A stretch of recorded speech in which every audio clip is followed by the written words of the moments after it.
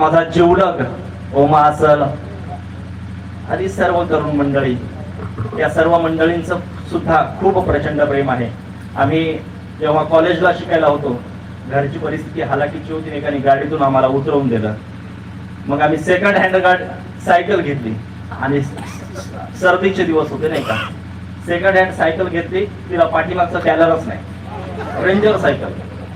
आणि ranger cycle हा कळमकोंड्यावरून खानापूरला यायचा आणि मी आंबेरीवरून यायचो, आणि दोघं जण एकाच सायकलवर जायचो, थंडीने काकडायचो, दोघं पॉइंटर मारायचो.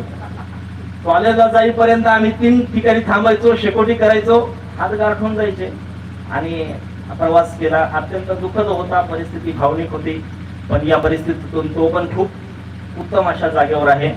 आणि विशेषतः तो कुठल्याही कुसंगी न लागता किंवा वाईट मार्गावर न लागता स्वतः माळकरी आहे.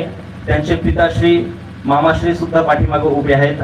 आणि वारकरी कुटुंबातला तो पण विद्यार्थी, म्हणजे आज माझा जीवलग मित्र कुठेतरी चांगल्या पोझिशनवर उभा आहे, नोकरीवाल्याला मागे पाडतो, हे मला अभिमान आहे त्याचा.